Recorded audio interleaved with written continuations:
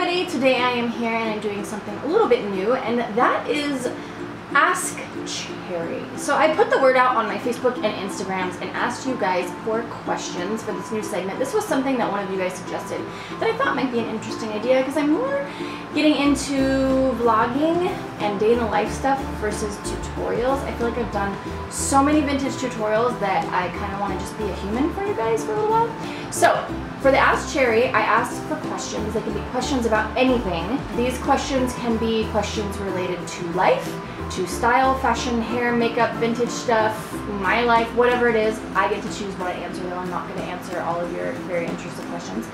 But I compiled a little list, and so I'm just going to go through these one by one and answer them, and hopefully this will be interesting for you guys. So the first one is, ooh, I didn't say who this was from. Oh, this is the only one I didn't say who it was from. So if this is from you, sorry. It says, "Hi Cherry, I saw your post about your new YouTube series, and I was wondering what your advice is on knowing when is the right time to end a relationship, romantic or friend."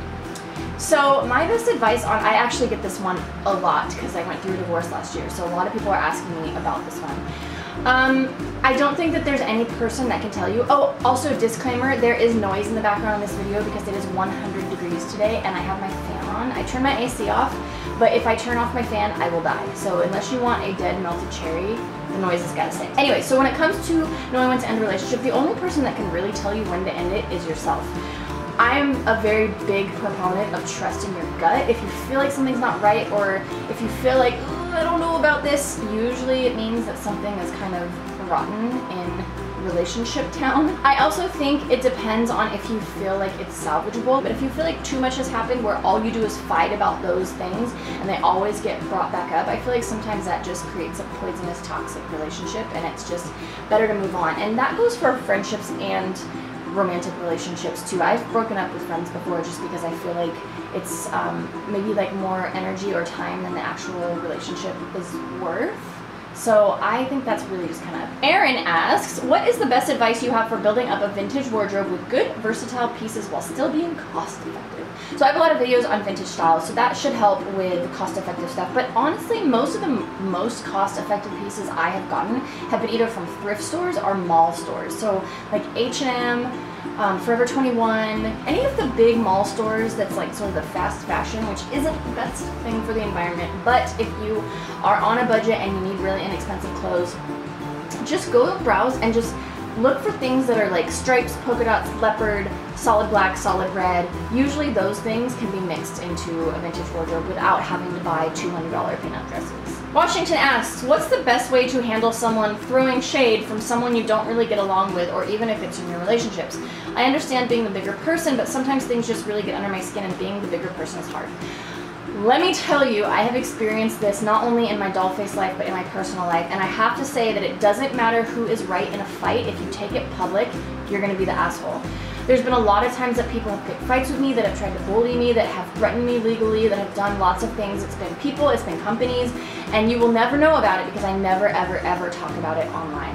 The other thing too is a lot of the time that people throw shade or talk shit or gossip or whatever that is, it's because they want attention and they want to rile you up. So if you do get riled up, then basically they're just winning and they're getting what they wanted. I think the best thing, and I know it's really hard, but the best thing to do to people that are bullying you or just trying to get a rise out of you is just to ignore them, because it's going to eat away at them and you're just showing them that your life is more important and busier and better than stooping to their level. So I know it's always easier said than done, but there's really nothing good that comes out of fighting back with people that are trying to get under your skin, especially if it's public. Please, I can't stress it enough. If you are not getting along with someone, or you have a fight with someone, or somebody is bothering you, like I said, it doesn't matter if you're in the right. If you post about it publicly, you instantly look like the asshole no matter what. So keeping that stuff off the internet is my best advice. Abe Brotnov, I don't even know if I'm saying that right, asks, are there any good tutorials, advice for doing vintage styles with super long hair past waist length? I'm not sure if there are any tutorials out there for that. I am not sure that I've seen any. There is a gal named Nina Moreno. I don't think she has a YouTube, but she definitely has an Instagram, and she has longer hair. She definitely doesn't have past waist length hair. I have done vintage hair on girls that have hair past waist length, so if you want to see examples of before and afters, follow my Instagram because I post them there all the time, and usually I post before and afters in my stories. Every now and then I post them on my page. It is possible to do vintage styles on waist length hair. You just have to know your limitations. The down, curly, perfectly sculpted 40s waves are never going to happen on hair that is that long and that thick unless you just want to stand like this all day and not turn your head or move. Usually updos or any variation of rolls are what I go with when I am doing hair on somebody with really, really, really long hair. Alicia says, okay, my question is, what is the best way to give myself eyebrows? Mine have been very faint. Now that I'm older, they're non-existent. It feels like clown if they're too dark. So, older girls need better brows that look natural. What you got? I also have a video on do's and don'ts for makeup on maturing skin. But yes, you do not want your eyebrows to be too dark, and as you age, your eyebrows do get a little bit lighter, so you need to sort of adjust for that as you age. Also, stay away from anything that's too bold, too outlined, or too trendy. It's gonna age your face. So just a nice, soft fill-in of the brows that you have. My favorite thing to use is this, Precisely My Brow by Benefit. Oh my god, there's one hair driving me crazy. So this is amazing. It's a brow pencil, but it's really, really, really fine. So it's perfect for just filling in little sparse areas of your eyebrows. I also suggest having your eyebrows waxed or threaded by somebody that is used to doing eyebrows on mature people, because you don't want them to take too much of your eyebrow. You also want to keep your eyebrows thicker. So the thinner your eyebrows are, the older they're going to make you look. So just make sure that you keep the actual brows thick without being too dark and without being too like defined. I'm Just Kidding asks, how do you keep your hair so healthy and long? I'm currently trying to grow my hair out and a bit longer, and I'm impatient. Lots of different things. I actually wear my hair up a lot. I don't heat style it hardly ever. The only part of my hair right now that's heat styled is just this, and it was like 2 seconds in the curling iron. So not heat styling too much. I don't blow dry my hair. I blow dry my hair maybe like 3 or 4 times a year, and then obviously when I get colored, she blow dries it. But keeping the heat off your hair is huge in keeping it healthy. I also only wash my hair every 2 or 3 days. And when I do wash, I use a sulfate-free shampoo, and I use a deep conditioning like once a week. So I really, really, really baby my hair. Another thing you can do if you're trying to grow your hair is take vitamins. Biotin vitamins work really well, really well, which leads me to the next thing, is hair and nail vitamins also help, and those will grow your nails as well. So just really babying your hair. Also make sure that when you do use heat, you're using heat protected spray. And if you are getting your hair colored, make sure that your colorist uses Olaplex. That helps a lot. Riza Hawkeye says, what haircut should I ask the stylist to give me that works best with 50 styles? So this is where there's a lot of debate in the vintage world. I myself do not think that you need a vintage haircut to have a vintage hairstyle. There are definitely exceptions to that rule. My necklaces are really tangled. Please don't judge me. I don't know what's happening down there. Just don't look. So yes. If you are going for that perfectly styled, like S-wave 50s, like if you're doing wet sets all the time, a horseshoe haircut will help. The problem with a horseshoe haircut is that, but for everyday life, it's really hard to style because your hair starts being tapered from like here, and then it tapers all the way around your head on both sides. So for like everyday modern styles, it's really hard to work with. So if you're doing vintage styles every single day, that haircut is good. There's also this haircut called the midi, which a lot of girls are crazy about. Everyone has to have a midi. You don't need a midi. You don't need a stylist that knows what a midi is. That's just what they called it back then. Basically, it's a U-shaped haircut, so the back of your hair is that same horseshoe cut without being so extreme, and it's got medium layers. So if you just ask your stylist for a U-shape in the back with medium layers, that's all you need. You just want to make sure that your hair isn't too straight at the bottom. You've got some layers in it to really help with that curl. Johnny Come Lately says, hi Cherry, how would a 46-year-old short-haired girl make it as a well-known pinup? So here's the thing. Pinup modeling is a hobby for all of us. There is not one human in this world that is a professional pinup model. I know you see it on everyone's Instagram pages, professional model, internationally published model. Pinup isn't a career, it's a hobby. Even for me, pinup is a hobby.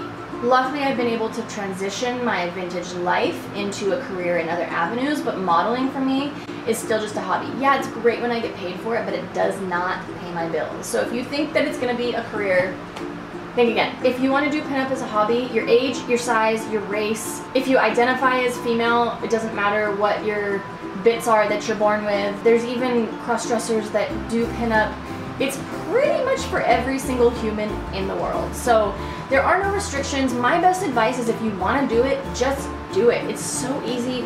Figure out how to do your hair and makeup. There's lots of YouTube tutorials. And you can just use your cell phone. Honestly, half of the pictures I post on Instagram I've taken with my iPhone, set on portrait mode in front of good light in front of my windows, or I put a timer on so it takes a picture of myself.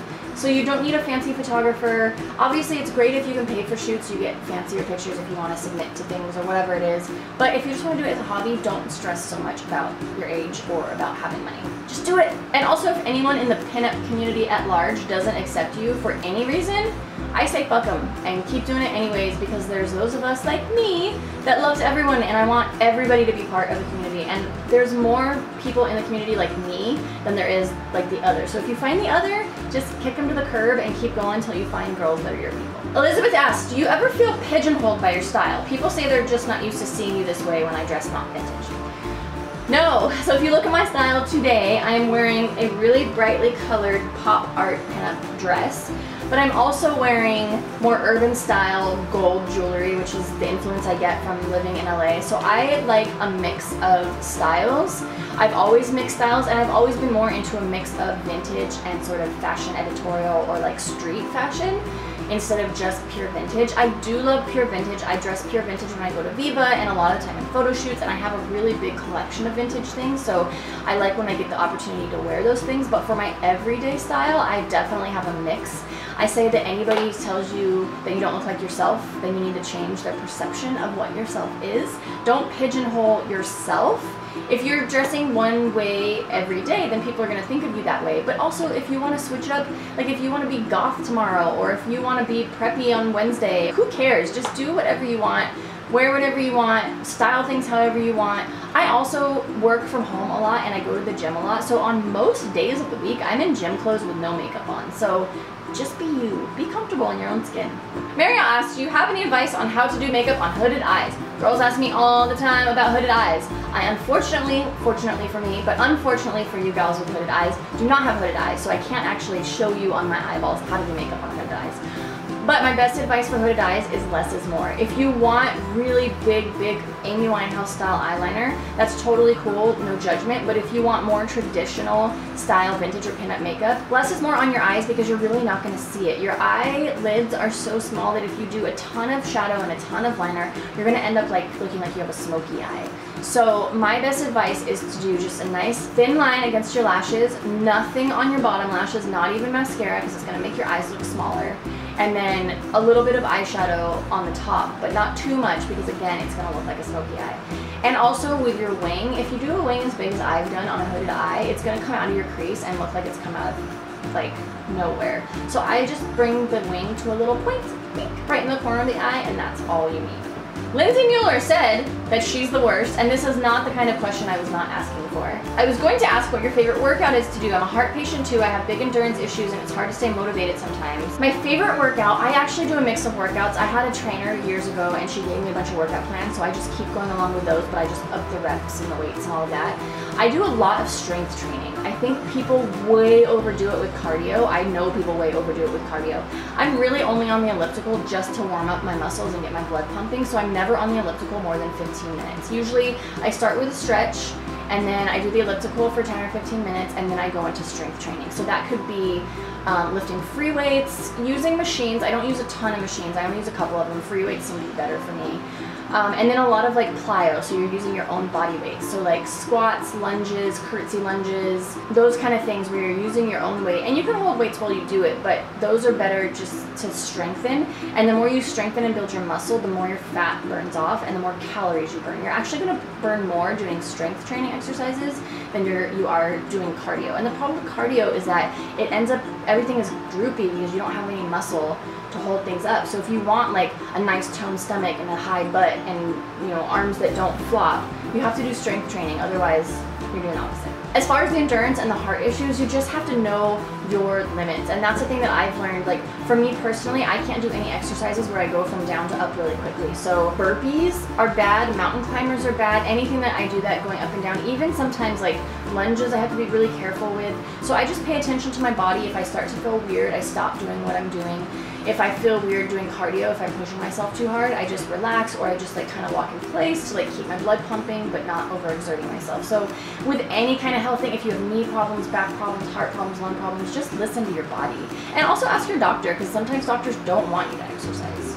Phoebe asks, my question might ruffle some feathers. I would love to hear another lady's tips and methods for pubic hair removal. As you know, I've had lots of laser hair removal. I'm not shy about removing my hair. I also do not think that there is anything wrong with body hair. I personally just don't like it on my own body. When it comes to pubic hair though, man, especially if you have coarse hair, I have really dark coarse hair, so shaving has always been a nightmare. I always get razor burn when I shave. So I did do laser hair removal. Unfortunately, it did come back because hair in that region is hormonal. Also, if you're planning to have a baby, it'll come back, and laser isn't permanent anyways. What I do, because shaving is quick and easy for me, is I shave using a shave lotion. So it's basically the texture of a conditioner instead of a shave cream or soap. Don't ever use soap.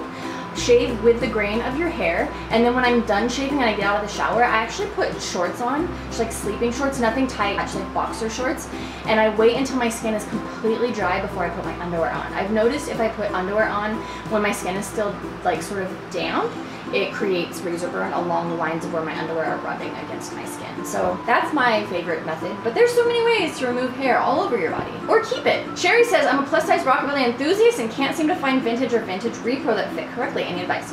Okay, so my advice about vintage when you are plus size, I get this question all the time because I sell vintage and girls are always like, why do you not have plus sizes? I do have plus sizes, but they're really popular, so they go really fast. If you want my plus sizes, follow my Instagram, Cherry Dollface Vintage, because they're usually gone before you even get them on Etsy.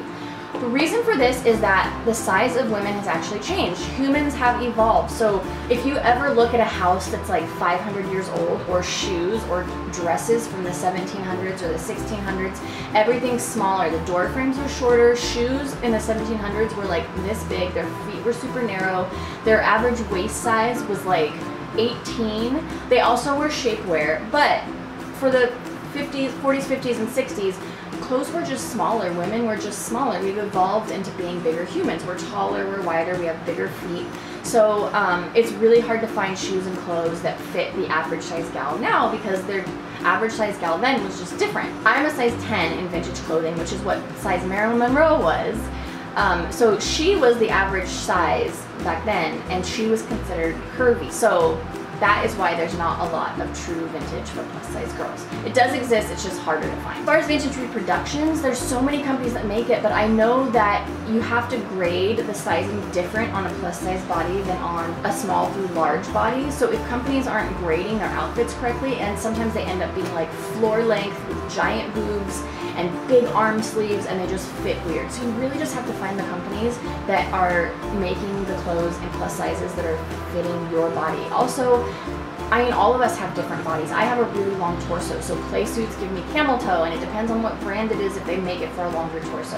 So I know brands that do plus size are Unique Vintage, I think Vixen by Micheline Pitt, she does plus. Voodoo Vixen does plus size. Sourpuss Clothing does plus size. But you just have to find the companies that do it right. So Oak Collective does plus size. My advice is just to buy one piece and to kind of see how it fits and see if it's right. And then if it is, then you can keep buying pieces from them. You can also try to find pieces used on Poshmark because it's a lot cheaper that way. Erin asks, how do you entertain on a budget? I entertain on a budget all the time. I love having people over, but throwing parties all the time does get expensive. So I always ask everybody bring either a snack, a dessert, or what they want to drink. I do not provide alcohol. I don't think that anybody should have to provide alcohol for an entire party worth of people. We're all adults. We can buy our own bottle of wine. You can also do potluck style if you want to do a full meal. So everybody just brings like a casserole or a veggie or a salad or whatever.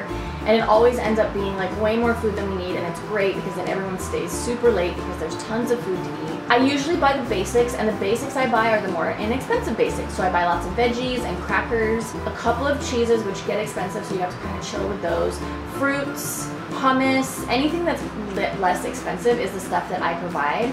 And then it's great because if one person buys something, like brings like a chicken enchilada dip that it was, you know, a little costly to put together, that's only one person maybe spending $20 versus me spending $20 on 20 dishes.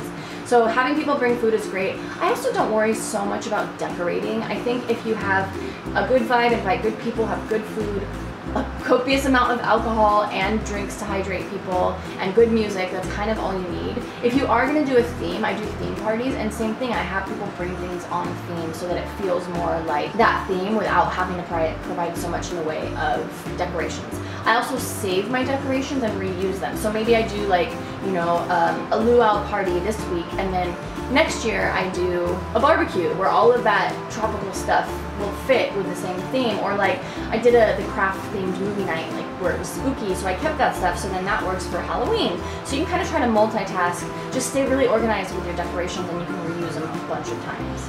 Susanna asks, what is your go-to therapy when you are feeling blue? This goes back to the gym, actually. I go to the gym a lot. People see it a lot in my stories. It's not because I'm a fitness fanatic. Yes, I do like fitness and I like my body to be in shape, but it's actually more for my mental health. If I don't go to the gym for longer than a week or so, I feel it. I feel the blues. I'm tired and lethargic, and it's hard for me to get out of bed. So for me, the endorphins that I get from working out and just the feeling I get from my body feeling good physically helps me mentally immensely. Also, I think it's really important when you have those days to give yourself space, to let yourself breathe. I think we are so hard on ourselves feeling like you can't have just a moment. Like, yeah, maybe you need a day where you just lay in bed and watch a marathon of Love Island and eat a pint of ice cream, and that's okay. The next morning, get up and start over and you'll be okay. I mean, you might not be okay, but you might be okay. And I think giving yourself that space to sort of breathe and like not settle into your depression and the darkness, but just sort of like acknowledge it instead of trying to sweep it under the carpet. I think that's the worst thing you can do when you're feeling the blues, is just to ignore it, because it doesn't go away. So you need to just acknowledge it and sort of get through it, feel it, and then get on the other side of it. Also, leaning on friends and family is really huge. I have a whole vlog about depression, so there's lots of tips in there. But I definitely think for me personally, one of the major things is exercising. It just helps my brain. So that's it. That's all of my Ask Cherry questions and answers. Like I said in the beginning of this video, if you guys have any questions for my next video, please leave them in the comments below. Also, let me know how often you want to see these videos. Do you want once a month? Do you want once a season? Once a year? Do you hate this? Was this the worst video I ever made? I want to know what you guys think. But if you do have questions, like I said, leave them below, and I will try my best to answer as many as I can in a short amount of time. And thank you for watching. Thank you for those of you that asked questions, and I will see you on the next one.